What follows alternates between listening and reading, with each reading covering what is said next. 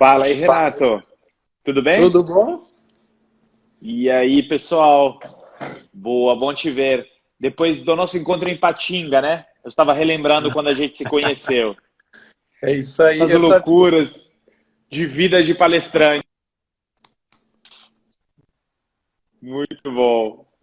Cara, eu lembrava que era em alguma cidade do interior de Minas, mas eu achava que era Uberlândia, não sei por quê. Foi em Patinga que a gente se encontrou a última vez?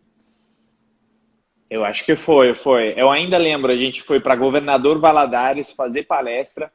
Eu estive na parte da manhã, você à noite, e a gente se encontrou em Patinga porque era mais próximo do aeroporto. Uma loucura. Aquela vida de palestrante que a gente tem, né? Enfim, a Muito legal. DMT, né, nos faz passar. Até a gente sente saudades, né, das palestras presenciais no palco, imagino nessa Você fase, sabe, né? você sabe que eu sinto também, às vezes a gente reclama que viaja muito, mas eu também sinto, cara. Tenho sentido saudade principalmente acho que do contato com as pessoas, né? Quando a gente está lá, a gente quando desce do palco conversa, sempre ouve um pouco das situações, tenta ajudar de alguma forma. Eu sinto um pouco dessa falta também. É legal você falar isso. Exatamente, mas tem uma coisa interessante que eu acho que você, eu e pouco outros têm feito muito bem, é essa pivotada para o online, né? Eu acho que depois de algumas primeiras semanas de incerteza também, como teria ido para frente, digamos, essa parte de palestras e treinamento, eu acho que foi muito interessante porque a gente soube se adaptar bem. E não sei como tem sido até agora para você, mas as experiências boas, a escalabilidade do digital e tudo isso que, enfim, a gente vai falar ao longo desse horário, né, também, sobre as Sim. oportunidades do digital, mas como tem sido até agora? É.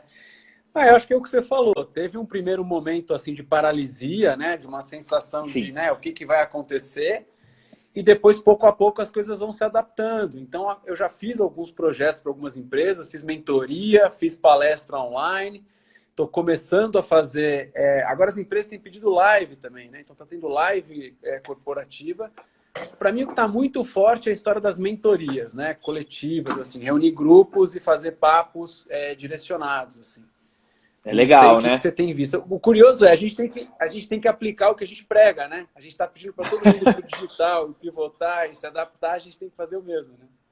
E eu fiquei pensando muito nisso, Renato, porque eu também meio que tinha me acomodado nesse mundo físico, falava de transformação digital, mas não vivia, né? Então isso deu uma chacoalhada, assim como eu imagino está dando para todo mundo que se enraizou um pouquinho nessa crença que o digital é uma ameaça, que o digital não necessariamente, né, que ele canibaliza teu canal principal. Eu acho que hoje a gente até em nosso papo vai demistificar bastante dessas crenças, né? Eu acho que tem um Sim. sentido bastante isso. As empresas, depois de um choque, uma paralisia inicial, elas É, têm entendido que não tem mais se transformam menos, mas agora é o quão rápido, né? Então, a gente vê as iniciativas acelerando. eu vou agora te apresentar formalmente, né? Já tem um monte de gente entrando, a Boa, gente já começa a conversar. Fiz vamos. até um post, depois dá uma conferida, fiz um post disso, que a gente está entrando na segunda fase da crise, é um pouco isso. Tem uma fase de reagir, choque, e agora a gente Sim, está numa segunda fase. Eu vou mandar só um abraço aqui, tem um monte de gente por legal já favor. entrando. Você fica à vontade também para dar um oi. Eu vi aqui, tem um cara que é o amuleto aqui. Quando eu dou um abraço para ele, a live é incrível, cara, que é o Lades. Então, mandar um abraço pro Lades, pro Diego, pro Thiago Cid. Tem um monte de gente legal que eu convidei, que está participando. Você fica à vontade também para dar o oi aí para tua turma. Para todo Eu, mundo. é isso aí. Eu queria te apresentar assim, o seguinte, né? Vou fazer a lição de casa. O André, pessoal, muita gente sabe, ele é italiano, ele não é brasileiro. É um italiano, eu não sabia, nascido em Bolonha, economista, autor de um livro super bacana que é 6 competências para surfar na transformação digital. Agora, a grande novidade para mim foi a seguinte, cara, que você é faixa marrom de jiu-jitsu, é verdade ou é enrolação isso? É verdade, Renato. Eu gostaria de poder dizer faixa preta, devido aos anos que eu tenho de jiu-jitsu, porque tenho 13 anos agora, mas ainda não cheguei na preta. É trabalho, é viagens, desculpa também, né? Às vezes dá aquela preguiça de treinar, mas eu adoro. Estou há 5 anos de faixa marrom e essa crise não veio para ajudar. Mas é interessante, Renato, porque o jiu-jitsu, assim como os esportes, as artes marciais, nos ensinam também muito sobre negócios e liderança. Jiu-jitsu é quase, né, um xadrez, um jogo estratégico de xadrez, óbvio que tem a parte da força, mas as lições de liderança e tudo que do tatame trago para o mundo dos negócios é muito interessante. Você já experimentou jiu-jitsu alguma vez? Não, não Não, conheço. mas Mas sei que agora, quando a gente viajar junto, eu tô tranquilo. por... Porque eu... com certeza. Mesmo que o jiu-jitsu salva, né, na mão, mas o resto, infelizmente, só superpoderes. Ô, André, conta um pouquinho da tua trajetória, cara. Como eu falei, você nasceu em Bolonha, estudou economia. Como que... Olha o Candreva aí, temos que mandar um abraço pro Candreva também. Fiz uma live super bacana Exato, com ele segunda. Eu acho que vale um papo com o André, hein, Candreva? Você tá vacilando, cara. exato. Tem E a que pergunta é muito participar. legal, como fazer jiu-jitsu em um ambiente de doenças infecciosas, né? É. Sem cura. André, Interessante. conta um pouquinho da tua história, cara. Como que você veio parar no Brasil? Você foi o cara que trouxe o Tinder pro Brasil, foi o primeiro country manager do Tinder. Depois você foi para a L'Oréal. Se apresenta um pouco para o pessoal que não te conhece aqui. Bom, Renato, para quem não me conhece aqui, eu cheguei no Brasil depois de me formar em Relações Internacionais. Eu sou economista, fiz um mestrado em Relações Internacionais e, inclusive, eu sou muito empático com os estudantes que estão se formando agora, este ano, porque eu também me formei no ano da crise, em 2008, no meio da crise econômica. Então, a minha escolha era ou eu fico nos Estados Unidos, onde eu fiz o mestrado, com uma crise muito grande, ou eu volto para a Itália, que também está sofrendo na crise, ou eu vou me reinventar em outro lugar. E surgiu uma oportunidade de vir para o Brasil, eu já falava português, já tinha estudado português, para trabalhar no Groupon. Enfim, eu não tinha experiência com digital, não tinha experiência comercial, que foi justamente o que me trouxe. Eu fui gerente comercial em BH, como meu primeiro emprego aqui no Brasil, mas eu me desafiei a fazer algo novo. E com isso eu vivi 3 anos de trajetória no Groupon, vivendo o que de fato foi um dos primeiros unicórnios dessa segunda grande onda da internet, né? O Groupon fez cotação na Bolsa de Valores em 2011, até lá foi a empresa que mais rapidamente chegou ao status de unicórnio, foi em 1 ano e meio desde a fundação da empresa, e eu acho que, inclusive, trouxe grandes aprendizados, porque foi uma empresa que também sofreu muito com um crescimento descontrolado e acaba hoje valendo 1/10 do que ele valia no IPO de 2011. Então imagina, Renato, vivi uma trajetória muito bacana, conheci várias áreas do Brasil como gerente comercial em Minas Gerais, depois eu fui para Salvador, fui para Curitiba e vivi um pouquinho, né, isso que precisamos crescer, mas crescer de uma forma sustentável. E sustentabilidade não é apenas de ambiental, social, mas é de modelo de negócio. Então, isso foi o Groupon. Depois eu tive a chance de trazer o Tinder para o Brasil. Fiquei 5 anos à frente do aplicativo. Peguei, assim, lá, inclusive, você recentemente, eu vi no LinkedIn, interagiu num post me marcando sobre Tinder ser o aplicativo que mais faturou no primeiro trimestre de 2020. A crise ajudou, né? Também. É impressionante. Faturou 1,2 bilhões de dólares em 2019. Já desde 2017, quando eu estava na empresa, fiquei até fim de 2018, nós tivemos 2017 e 2018 como o app também que mais faturou no Brasil e no mundo, considerando transações in-app. Então, vivi o que foi também, digamos, um grande fenômeno no mundo mobile e depois, enfim, aceitei uma proposta de liderar a transformação digital na L'Oréal, que é um contexto totalmente diferente, uma cultura bem diferente, mas aonde consegui complementar também essa visão de grande empresa, passando por um processo de transformação digital, que inclusive é muito o que você fala, não digo só de grande empresa, mas pequena, média empresa que não tenha nascido digitalmente. Porque é fácil, às vezes, eu dizer, nossa, olha o digital, mobile, o Tinder, e fazer esses exemplos, mas às vezes a realidade de com a gente que está falando, ou a maioria das empresas, ainda é de não nascido digital. Então, inclusive, essa crise trouxe à tona vários desafios, mas oportunidades também para elas se transformarem. Eu acho que é um pouco disso também. Mas, resumindo, Renato, é um pouco disso e ultimamente venho palestrando pela DMT Palestras, assim como você foi justamente o que nos conectou. Legal, muito legal. E interessante a sua experiência, que é muito complementar, né? Você passar por uma startup de crescimento exponencial e depois numa empresa da economia tradicional que está se reinventando, está descobrindo o digital. Qual que você acha, assim, né? Fazendo um paralelo com o teu livro aqui das competências necessárias, como é que são as competências do digital para uma startup? Você também é investidor, né? Você tem várias investidas aí no portfólio. Como que é a cabeça da startup? Acho que tem gente que é de startup que está nos ouvindo e tem gente que está nos assistindo e tem gente que é da economia tradicional, que não sabe muito bem como entrar no digital. Que paralelo, que análise que você pode fazer assim para a turma aqui? Para mim, a parte mais interessante ao analisar quais são as tendências e competências humanas e profissionais fundamentais nessa era é que, seja para os nascidos digitalmente e seja para quem não nasceu digitalmente e ainda tem um grau baixo de maturidade digital, as competências acabam sendo as mesmas.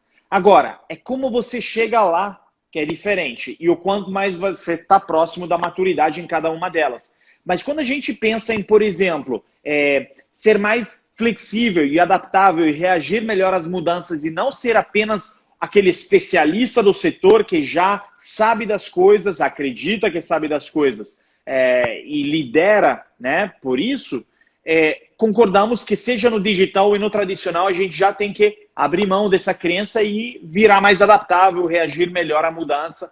Então, eu acho que as competências hoje, elas são comuns e elas são reflexo de um mundo digital e do mundo até da crise, exponencialidade, real time, tudo acontece em tempo real, big data, tudo é metrificado.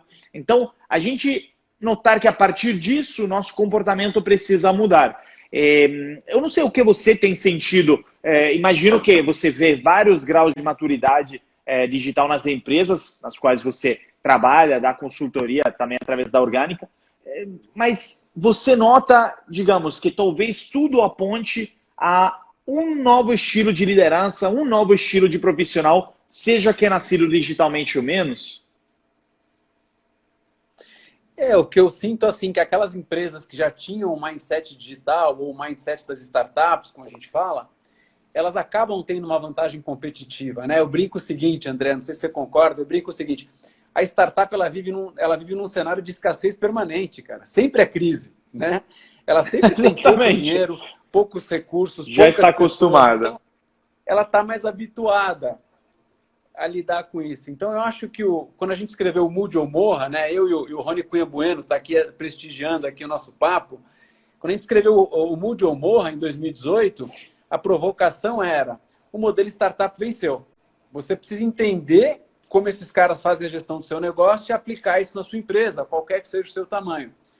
E eu acho que essa provocação ela nunca foi tão atual, né? Todo mundo precisa entender o jeito startup, todo mundo precisa entender qual é o papel do digital no seu negócio. Quem não se digitalizou está tendo uma oportunidade, porque a gente está tendo uma entrada massiva de pessoas no digital durante essa pandemia. Está todo mundo em casa, você precisa continuar comendo, você precisa continuar se relacionando.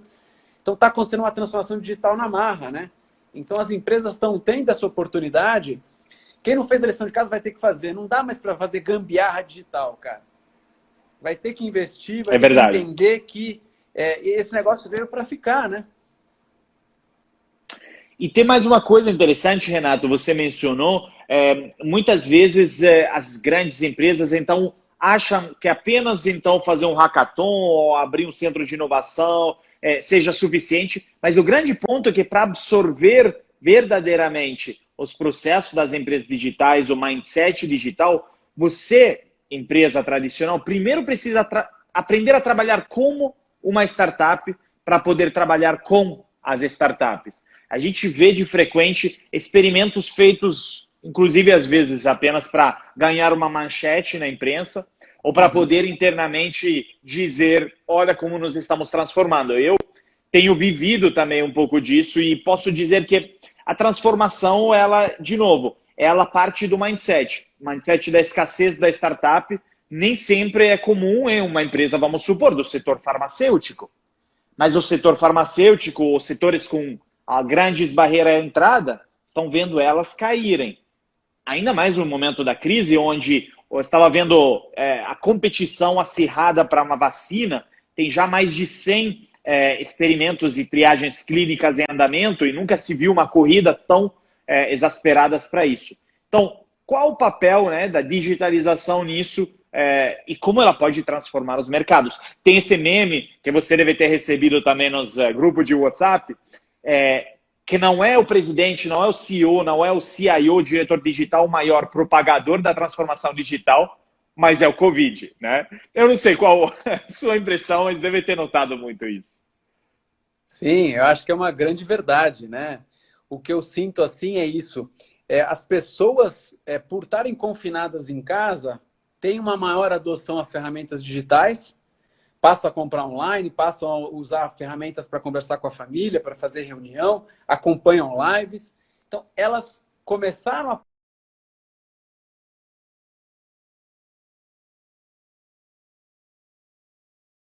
chance que as empresas estão tendo para se digitalizar. E deixa eu te fazer uma outra pergunta, André. A gente está falando muito da transformação das empresas, mas tem a transformação também do consumidor, né? Nós aqui, como você falou, você é economista, autor do livro, mas você é consumidor, eu sou consumidor. Seremos os mesmos depois de tudo isso, André? Excelente reflexão e provocação. Tem alguns dados iniciais após o término do lockdown na China, mas temos que considerar que, porém, a China tem hábitos de consumo muito diferentes também dos nossos, então não vale como única, né, comparação, mas que os hábitos na China, mesmo que a retomada tenha sido mais rápida que esperada, eles já começaram a mudar um pouquinho em termos de prioridades nas escolhas de consumo. Primeiro, a gente vê o consumidor priorizando saúde, mas não saúde como modinha. Essa crise nos fez entender de forma quase darwiniana, né, seleção natural, que a gente precisa cuidar de nosso corpo, nossa mente também, de alguma forma, e não só apenas porque as blogueiras fitness, né, estão usando. Até, né, nesse final de semana teve uma grande polêmica sobre isso. Não é moda, é questão de sobrevivência. E assim como a sobrevivência dos negócios, da qual tanto falamos, é sobrevivência. Será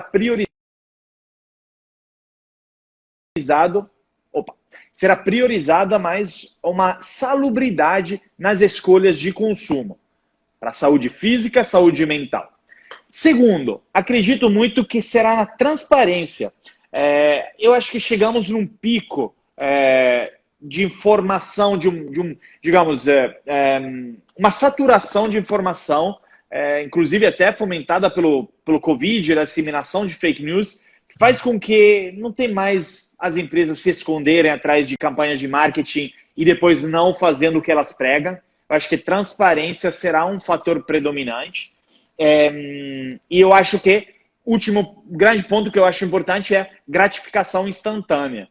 A gente percebe como agora com delivery, com e-commerce e tudo, a gente está aqui em casa, não pode ir até a loja, então a gente precisa preencher uma vontade do consumidor que é de gratificação instantânea. Só a gente, pequeno lojista, se plugar no e-commerce do Magazine Luiza e não estarmos prontos para fazer uma entrega eficiente, de boa qualidade e de boa experiência, de nada adianta, vai ser até um tiro no pé. Esse é o meu ver.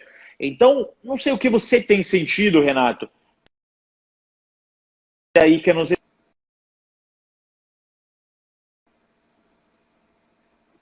Desculpa que o meu telefone toca. Sempre alguém me liga na live, cara. Eu sei como é. Sabe? Sempre meu telefone toca. Eu sei. Eu recuso, mas, aí logo liga Renato, de novo, eu recuso. Vamos ver se vai acontecer. Depois vai dar briga, hein, Renato? Não, o que eu estava perguntando era você, do seu ponto de vista, nas mentorias e ao falar com pessoas e pequenos e médios empresários, tem sentido mudanças nas escolhas e comportamento de consumo?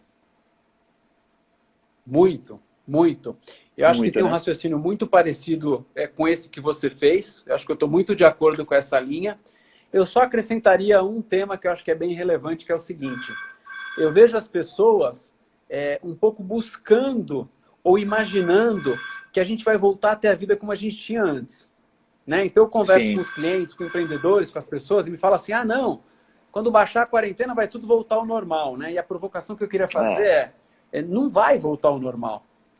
A gente vai criar um novo normal. De repente, daqui 1 ano e meio, 2 anos, a gente até volte. Mas eu não acredito que nesse ano a gente volte a ter o estilo de vida que a gente tinha. Eu estava conversando com o pessoal outro dia dizendo isso, né? Se a escola do meu filho volta agora na segunda-feira, eu não mando ele para a escola no primeiro dia. Eu vou ficar receoso. Se o meu restaurante favorito aqui, né, aqui em São Paulo reabre, eu vou querer entender como é que vai ser a política. Será que eles vão colocar menos pessoas, mesas espaçadas? Né? Será que a academia que abre, eu vou perguntar, mas como é que é? Quantas pessoas de vez? Vai ser escalonada a entrada e a saída? Então, eu acho que vai demorar muito para a gente voltar para o antigo normal. A gente vai ter que criar o novo normal. O que eu tenho feito nas consultorias é dizer o seguinte, né? Como é que a gente se antecipa a tudo isso? Porque se você consegue se antecipar ao novo normal, você ganha uma vantagem competitiva. Como é que a gente pode fazer isso? Tem metodologia para fazer isso, né? Sim. A gente tem que entender os impactos da crise no comportamento do nosso consumidor. Então, acho que um exemplo aqui que eu dou da minha vida, né? Cara, meu filho ia para a escola às 7 horas da manhã e voltava às 3h30. Ele está aqui comigo o dia todo. Eu trabalho e minha esposa também trabalha. Foi criado na nossa rotina uma nova necessidade que não tinha, que é que além de trabalhar, brincar com ele, entreter, participar de todas as atividades. Ele tem 2 anos, vai fazer 3 agora. Então, a crise impactou num hábito do Renato e aí eu tive que encontrar novas empresas para me ajudarem a suprir essa nova necessidade. A pergunta que eu tenho feito é: conversa com o seu consumidor. Entende como a crise tem impactado. Entende que novas necessidades, novas dores surgiram. Pensa como você pode levantar uma hipótese para ser o mais eficiente na resolução dessa dor. Quem conseguir ler isso mais rápido, quem conseguir testar, errar, aprender, aperfeiçoar, eu acho que vai sair na frente na lógica de antecipar o novo normal. É um pouco isso que eu tenho pensado e dito aqui assim para a turma. Não sei se você concorda. Não, total. E até resgatando um ponto que você comentou, eu acho que é muito importante ressaltar isso, que ficarmos parados e analisarmos a situação, a gente apenas replanejar, né, e não executar, a gente tem essa tendência disso. Nossa, meus planos de 2020 foram água abaixo, vou me planejar novamente. Mas é óbvio que é importante um planejamento, mas se a gente não ganha a habilidade de mudar esse planejamento com rapidez e prototipar e ter de forma rápida para poder mudar a partir disso, aí tem um risco da gente perder o trem. E a metáfora que eu gosto de fazer para quem espera tempo demais, para quem fica parado observando apenas, é a seguinte: a economia, ela é como, né, uma bicicleta. A gente vai pedalando, né, cada um dá suas pedaladas, porém, existem momentos onde, né, uma crise vem, tem um obstáculo e tal. Qual o grande risco da gente parar de pedalar? Como muitas empresas estão fazendo agora. Por quê? Porque elas não têm as equipes preparadas para reagir à mudança, ou, como você disse, ficam congeladas. Que é algo que... Mas tiveram as empresas como a Ambev, ao meu ver, que reagiu de uma forma extremamente rápida ao longo de várias frentes. Ou tiveram outros grandes players que estão provavelmente ainda hibernados.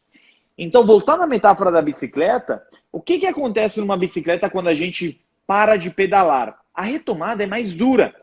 A bike está parada, quando você dá as primeiras pedaladas, você vai super devagar fazendo um esforço enorme. Esse é o risco de ficarmos parados, pois a economia é uma bicicleta.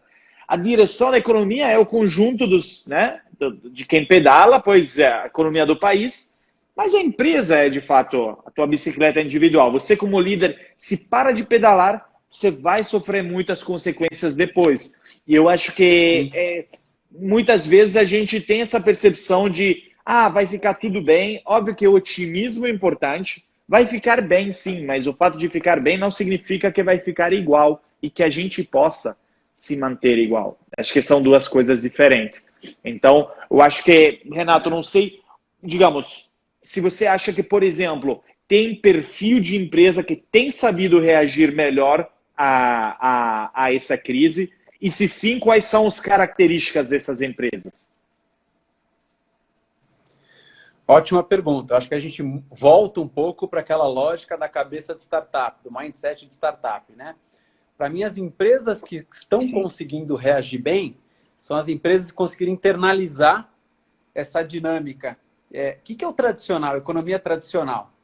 Eu planejo, planejo, planejo. Eu quero evitar o erro a qualquer custo. E acho que essa é uma das quebras fundamentais da empresa da economia tradicional para a nova economia, né? Por que eu não quero errar quando eu sou executivo de grande empresa? Porque se eu errar, eu vou ser demitido. Falando português, claro, é isso. Então, eu planejo, eu me cerco de todas as possibilidades para nada dar errado. Sim. O que a gente tem que ensinar, acho que a gente fala isso muito nas nossas palestras, é que a startup e a nova economia funciona de um jeito diferente. Eu não tenho que ter todas as respostas, eu tenho que saber fazer as perguntas certas. Eu tenho que buscar sempre validação com as minhas hipóteses o mais rápido possível com um consumidor real. Não interessa o que os executivos numa sala fechada com ar-condicionado imaginam. Interessa o que o consumidor real lá na ponta tem a dizer sobre a minha proposta de valor. Vai dar o dinheiro dele ou não vai? Então, às vezes o pessoal me pergunta, o que é MVP? Eu falo, cara, MVP é encurtar ao máximo o período que a gente tem para ter a resposta de um consumidor sobre algo que a gente está oferecendo. Trazendo para a tua pergunta, o que eu acho que as empresas estão saindo bem, estão fazendo? Estão experimentando. Estão tentando ler o cenário, estão praticando a escuta ativa, estão experimentando, estão aperfeiçoando. E não precisa estar perfeito. E a gente vai crescendo, a gente vai melhorando. E aí vai muito com o que você falou da mudança de atitude. Ficar parado dizendo, meu Deus, vai dar tudo errado, dá tudo errado, né? A profecia autorrealizável. Precisa se mexer, precisa ligar para cliente, precisa conversar. Precisa experimentar, precisa ter 2, 3, 4 ideias, fazer, girar. Eu acho que é um pouco isso que eu tenho visto aí. Exatamente. Na parte de experimentação, eu fico pensando, vale a pena experimentar ainda mais agora do que antes? Por quê? Temos menos a perder. O custo de oportunidade nunca esteve tão baixo. Então, quando a gente entende que praticamente tudo que a gente construiu, ou a forma com que a gente construiu as coisas, foi água abaixo, foi desafiada, não funciona mais, aí a gente quase, eu acho numa sensação quase libertadora, né? Se sente que pode voltar a experimentar, pode fazer algo pela primeira vez que talvez tivesse receio de fazer, porque as coisas estavam indo bem, ou pelo menos normais. Então, acho que tenho sentido isso a partir dos empreendedores que têm isso mais na veia, a maioria deles, e de alguns líderes que são mais alinhados com os tempos modernos, talvez essa coragem de provavelmente arriscar coisas novas, porque o custo de oportunidade nunca esteve tão baixo. Eu acho que uma outra metáfora que eu gosto de fazer, fiquei pensando muito no momento que a gente está vivendo, é que é o seguinte, eu assisti um filme no Netflix recentemente que chama Sully, o herói do Rio Hudson. Conta daquele piloto de avião que aterrissou, né, digamos, um pouso de emergência no meio do Rio Hudson, em Nova York, uns 15 anos atrás. E eu fiquei pensando, como empreendedor, o gestor de negócio, o empresário, na verdade, nesse momento, está igual o piloto, né, nesse filme, ou em qualquer situação de um avião entrar em pane. O que aconteceu? Primeira coisa, depois de 1 minuto de voo, os 2 aviões eles foram, né, entrar em pane, e aí o que aconteceu? Simplesmente ele teve a possibilidade de reagir de apenas alguns segundos. Né? Se a gente também pensar aqui, não é segundos, mas é dias. Não é a gente pensar, tá bom, então vou agora reprogramar e daqui a alguns meses vou ver o resultado. A gente nem sabe como vai ser o mundo daqui a alguns meses. A gente nem sabe daqui a algumas semanas. Então a gente precisa pensar no dia, né? Então, igual um piloto, ele precisa tomar uma decisão muito rápida. Segundo, ele não pode ficar congelado pelo medo, ele não pode paralisar e deixar a situação acontecer. E terceiro, precisa de intuição também.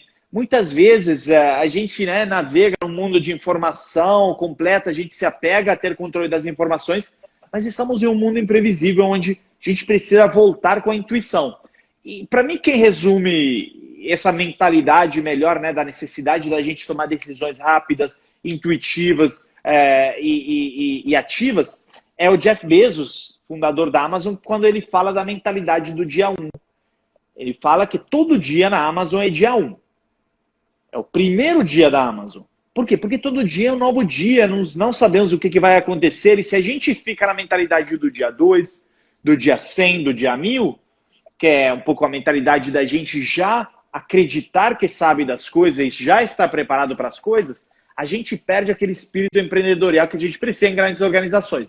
Então, eu acho que tem muitas lições de aprendizado pelo Jeff Bezos. Eu, pessoalmente, sou um grande fã dele, do trabalho, enfim, e não sei quais referências também você tem tido nessa época em torno de ídolos, de pessoas de negócio, até de inspirações de fora que possam ajudar nessa crise. Para mim, outra tem sido a Luísa Helena Trajano. Não sei se ia ser uma das suas respostas, mas se posicionou super bem nessa crise. Super bem. Acho que a Luísa Helena deu um show. Eu acho que o Bezos sempre dá um show. Acho que a Ambev fez muito bem. Eu vi 2 cases que me chamaram a atenção e queria recomendar a todo mundo que lesse a respeito. O primeiro é da Arezzo. Acho que deu um show assim de como reagir para a crise. E depois a Copenhagen, que fez uma Páscoa no meio da pandemia, sem estar preparado para uma estrutura de venda online. Acho que pode buscar, tem as matérias, tem aí tudo, cases super legais.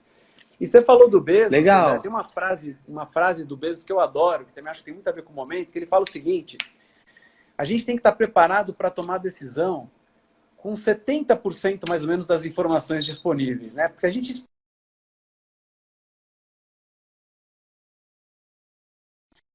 um ambiente em que velocidade importa, você esperar para ter certeza absoluta para decidir alguma coisa, você sempre vai ficar para trás, né? E outro dia eu li uma frase também que me chamou muita atenção, que dizia o seguinte, né? O maior obstáculo para o sucesso futuro é o sucesso passado, né? E eu achei isso genial, porque a provocação, né, pelo menos que eu interpretei, cara, como tudo que você fez para trás deu certo, você não quer se arriscar a fazer o novo. E essa pode ser, na verdade, o maior risco que a gente pode estar cometendo aqui.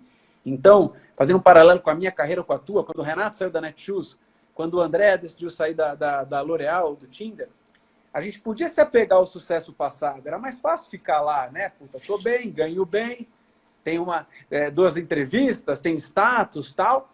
Mas o sucesso passado não pode representar uma algema, né? Não pode impedir a gente de evoluir. E muita gente que eu conversava, eu imagino que você deve ter ouvido isso muito, diz: nossa, como você é corajoso de sair agora, né? Como você é corajoso de se arriscar. E o que eu respondo para as pessoas é que a coragem, para mim, na verdade, ela está muito ancorada no propósito, né? Quando eu entendi que meu propósito estava muito ligado à disseminação de informação, de conteúdo, né? Meu tesão é esse, é estudar e dividir com o maior número de pessoas possível. Isso eu faço quando eu escrevo a minha coluna, né? Antes na Época Negócio, agora no Neofeed. Eu faço isso dando aula no Inspire, eu faço isso nessa live, eu faço isso nas palestras. Então, eu descobri que a minha paixão é essa. É buscar conhecimento e dividir com o maior número de pessoas. E, de repente, alguém, você sabe disso, né? Você desce no palco na palestra e o sujeito olha na tua cara e fala: cara, você falou um negócio que mudou minha vida.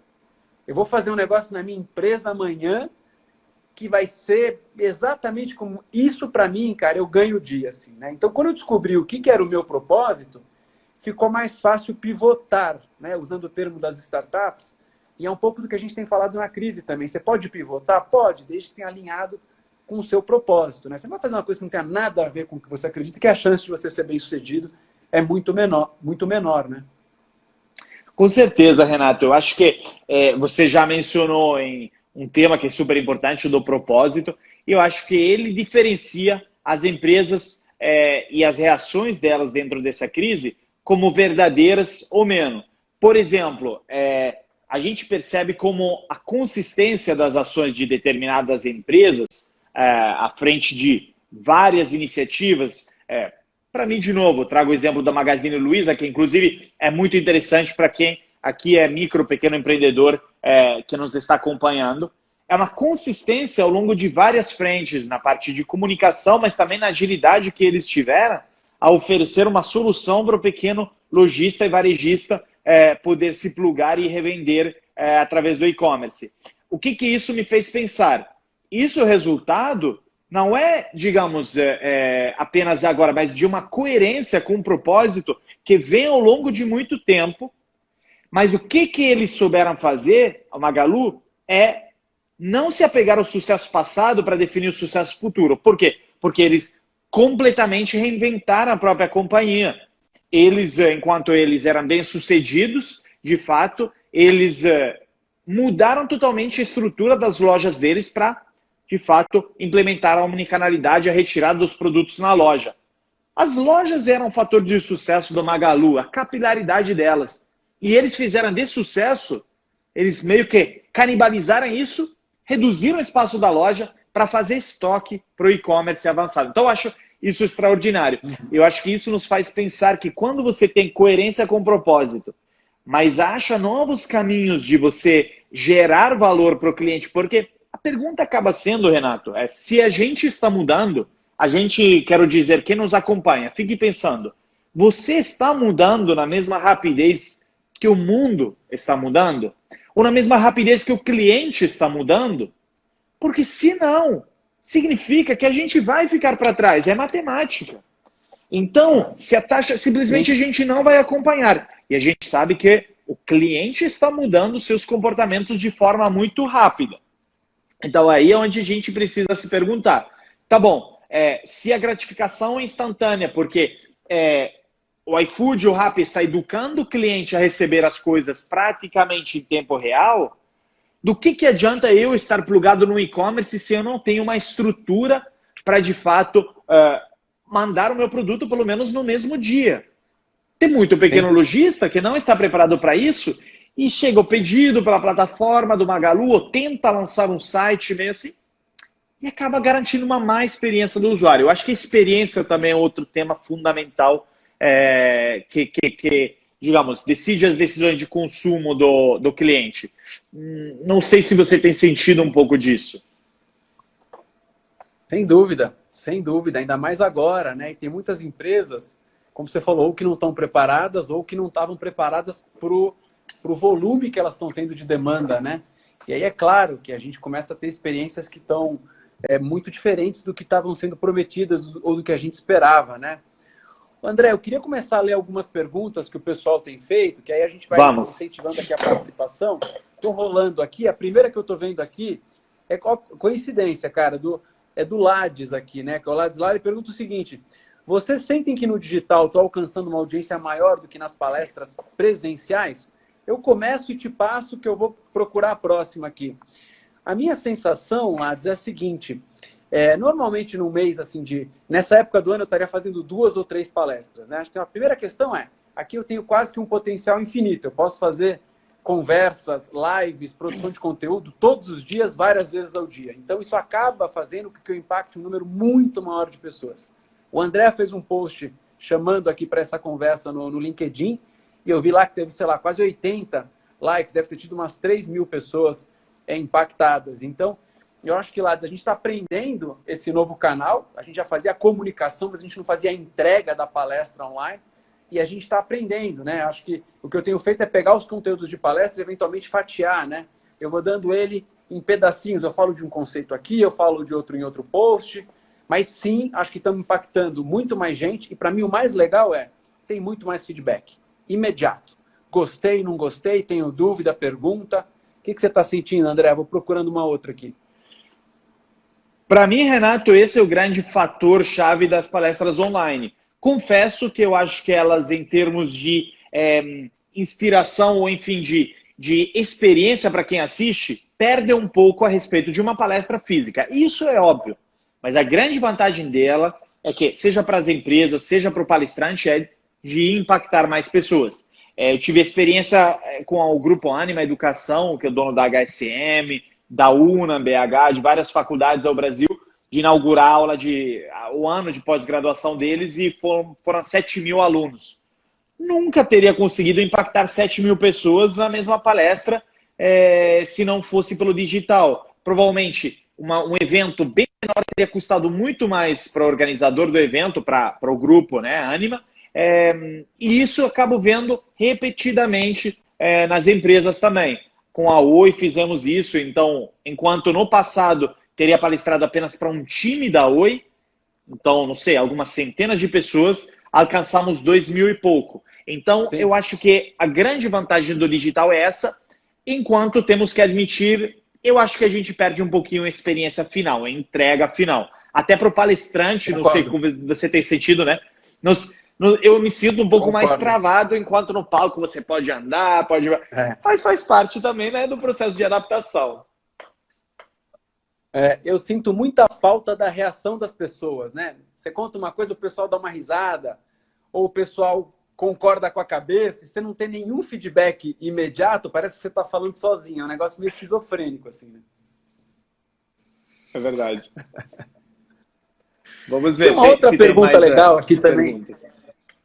Tem uma legal aqui do Felipe Moraes, pô, um grande amigo, Filipão, planner, é um dos maiores caras de planejamento digital do Brasil. Aí. Ele pergunta o seguinte pra gente, ó.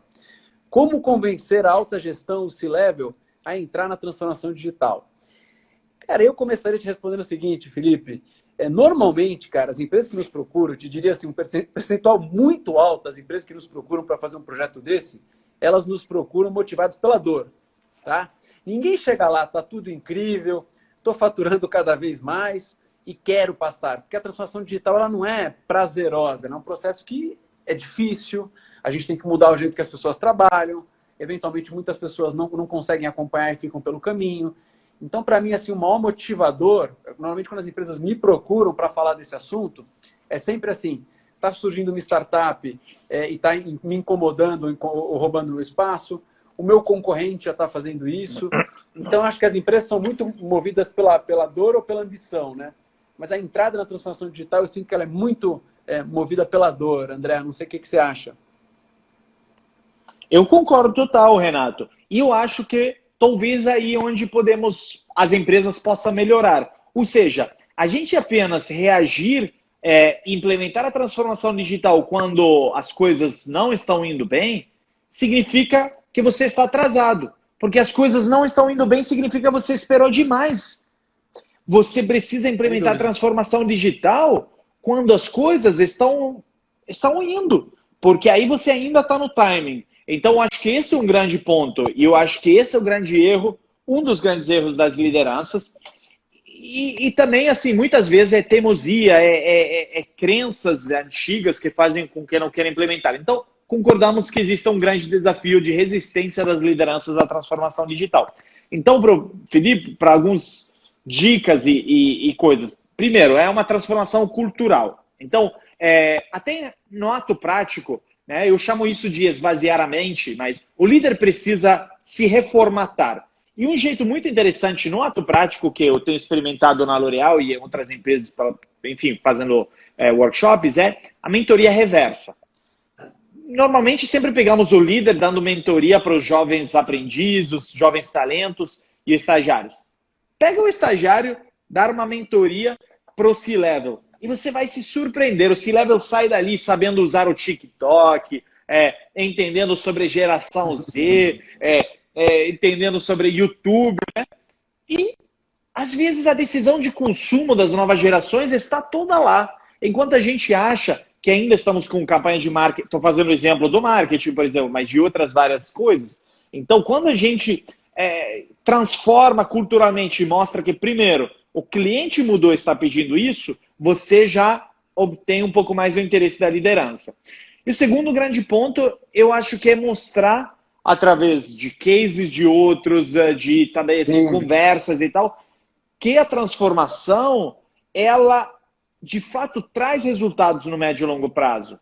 Então, mesmo que isso possa ser assustador no curto, tem vários exemplos de como, se bem feita, ela no longo prazo, né? A Magazine Luiza é um exemplo, a Adobe é um grande exemplo de transformação. Quando eles mudaram o modelo de negócio deles em 2012 e abriram mão de 2/3 dos lucros líquidos por 2 anos seguidos, só que hoje estão 3 vezes o patamar de começo. Então, eu acho que aí você se pergunta, tá bom, a transformação digital às vezes, né, é igual o piloto de avião. No começo pode cair um pouquinho, mas no longo prazo vai voar mais alto, porque você troca o motor, né? Você troca o mindset, a cultura, os processos.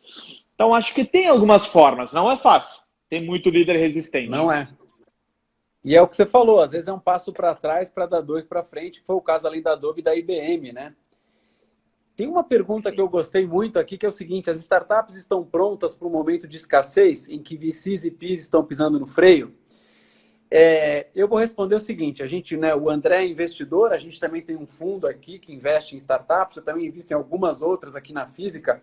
O que eu tenho sentido é o seguinte, né, a gente teve uma virada muito brusca, porque a gente estava vivendo um momento de liquidez, talvez até um pouco irracional, né? E aí você tem alguns casos bem simbólicos e conhecidos, como o que aconteceu com o Uber, o que aconteceu depois com o WeWork. Então, a gente tinha um excesso de liquidez tamanho que acho que alguns fundos começaram a tomar algumas decisões que hoje em dia não fazem tão sentido, num momento de crescimento exponencial, crescimento a qualquer custo, e a gente já estava vendo uma correção do mercado nesse sentido, né, André? Os fundos já estavam começando a se questionar um pouquinho mais alguns modelos de negócio, e eu acho que o Covid, nesse sentido, catalisa essa transformação. Né? Lá no nosso fundo, por exemplo, a Ordem, a gente fez reunião de conselho, a Ordem é dar uma pisada no freio. Lógico, tiver uma oportunidade excepcional, a gente coloca para dentro, mas a ideia é focar em proteger e ajudar os empreendedores que estão dentro de casa a superar esse momento difícil. Então, a minha leitura é que o Covid vai sim separar o joio do trigo. Aquela lógica de crescimento exponencial vai dar lugar a uma lógica de um crescimento mais sustentável.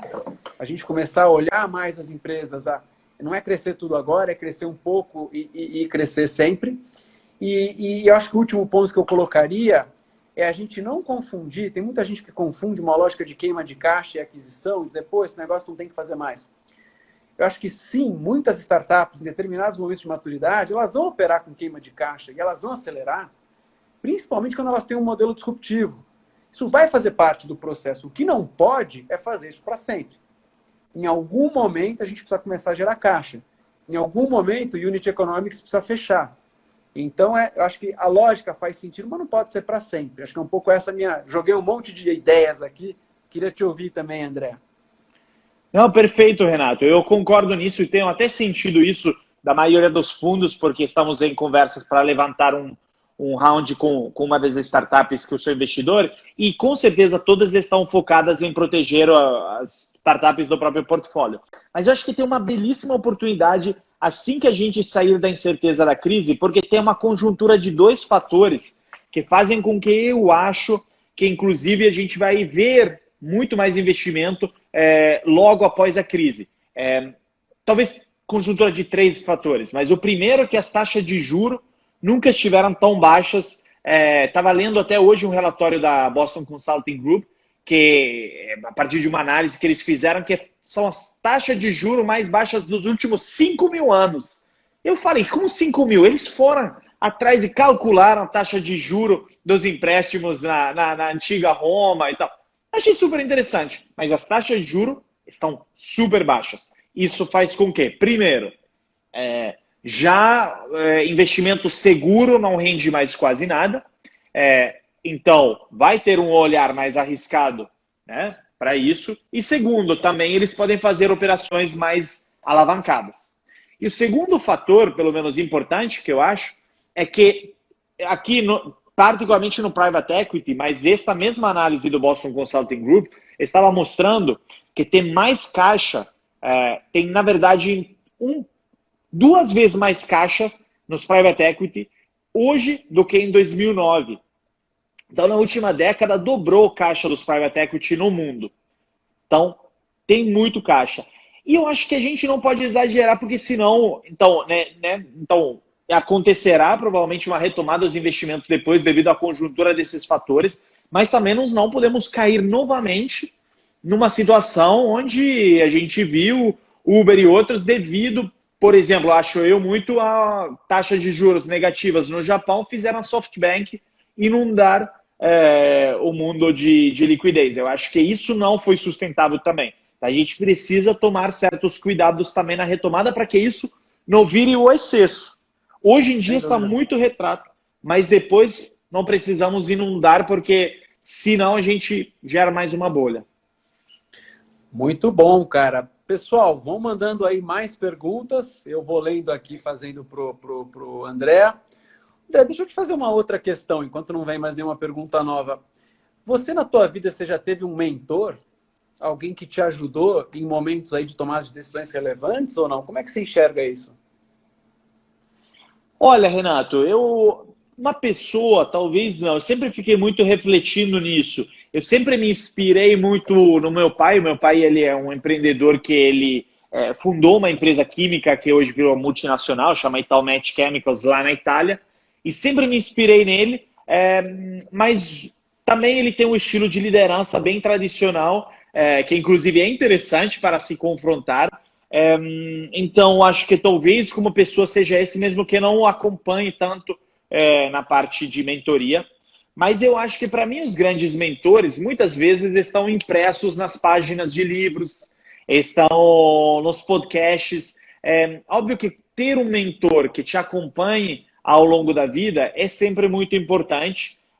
Eu não necessariamente tive isso, mas eu tive a chance de ter múltiplos mentores que pipocam na minha vida, né? De novo, através de inspirações, e que me acompanham, me dão a mão. E a vantagem desse é que, mesmo sem um acompanhamento, você tem vários pontos de vista diferentes. Eu acho que essa é a beleza também de você se confrontar com muitas pessoas, seja pessoalmente ou seja se inspirando com outras coisas. Para mim, de novo, um mentor em termos de liderança, mesmo que eu nunca tenha conhecido ele, é o Jeff Bezos, portanto que eu leio, estudo e ouço sobre ele. Em termos de palestras e oratória, o Simon Sinek é quem eu assisto todas as palestras de cabo a rabo e analiso a forma como ele se movimenta. Então, acho que é muito interessante isso. Eu nunca tive. Estou curioso de saber, então, se você teve. Porque até de saber qual a perspectiva, assim, nesse sentido. Eu queria só comentar que a gente não falou também que você tem um podcast, né? E eu vi que você falou do Simon Sinek outro dia. Um post super bacana, tá favoritado. Qual que é a história lá? Conta lá um pouquinho antes, depois eu te respondo dos meus mentores aqui. Perfeito. Não, estou super empolgado com esse novo projeto de podcast. Estou no episódio 6. É um projeto bem diferente da maioria dos podcasts, pois é um monólogo, onde eu comento a cada episódio 3 frases de um autor, que é o protagonista do episódio, pode ser um líder, né? Tem episódios sobre o Jeff Bezos, sobre o Simon Sinek, sobre o Steve Jobs. Então, cada episódio é uma pessoa, da qual eu insiro os áudios de frases muito marcantes por 6 minutos,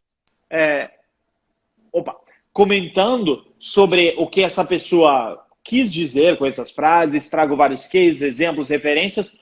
Hoje foi o 6º episódio, foi de fato sobre a Brené Brown, uma autora que, enfim, tem um TED Talk super assistido, e ela fala sobre o poder da vulnerabilidade. Então, até, inclusive, entro em várias outras áreas, como neurociência, comportamento humano. Então, estou super empolgado, estou recebendo um feedback bastante positivo das pessoas sobre o podcast, chama Metanoia Lab, para quem quiser, durante essa quarentena, tá em todas as plataformas. Mas, realmente, é bem bacana, porque eu acho que a gente aprende ensinando. Você é professor no INSPER, né? Eu acho que a gente aprende muito compartilhando conteúdo.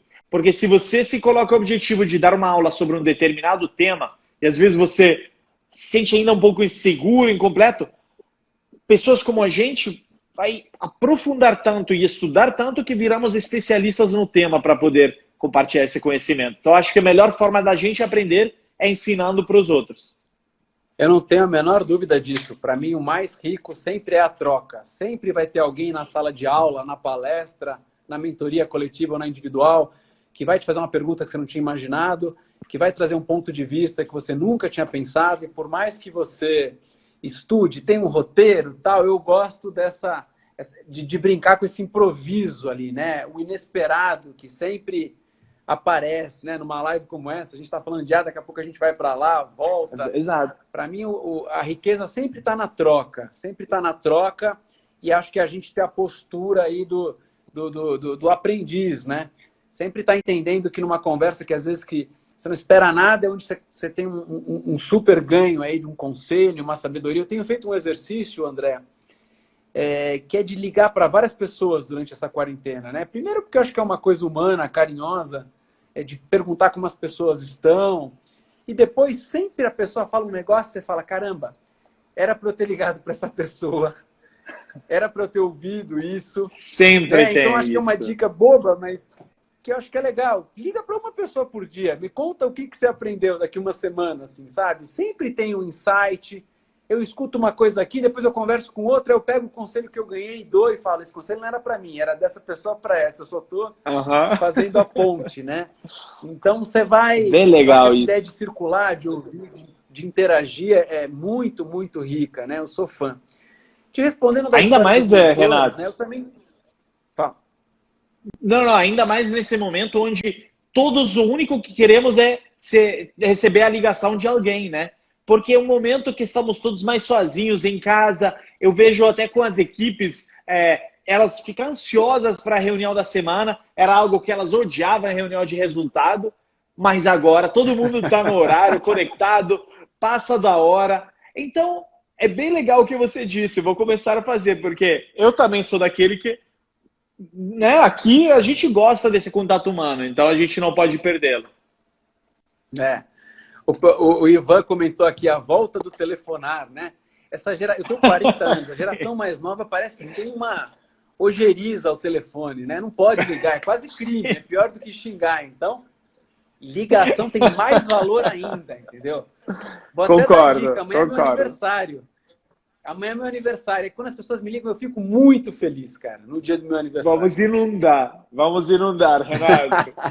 Então já damos os parabéns antecipados, né? Pelo fuso horário da Itália. Obrigado. Já passou da meia-noite, eu posso dar os parabéns aqui ao vivo. Porra, obrigado. Muito bom. Meu primeiro parabéns, cara. Minha mulher vai ficar com ciúmes. Não conta pra ela, ninguém viu. Ô, André, eu queria fazer uma brincadeira contigo, que é a seguinte, a gente está chegando nos nossos minutos finais. Eu queria que a gente fizesse aqui, isso aí foi uma ideia do Candreva que eu vou copiar aqui, como ele está ouvindo, não tem problema. A gente vai fazer os dois aqui uma careta junto, e as pessoas que quiserem vão tirar um print screen com o celular. E aí eu queria que quem teve um aprendizado, alguma coisa bacana, compartilhe esse print no Stories, mas aí escreva qual foi o grande insight que você teve, qual foi o grande aprendizado, qual foi a coisa curiosa, marca o André, me marca, e aí a gente faz com esse negócio, vai girando. Não é só ficar botando a nossa careta, bota um aprendizado legal. Você topa essa? Bem legal. Vamos. 1, 2, 3 e... Vai lá.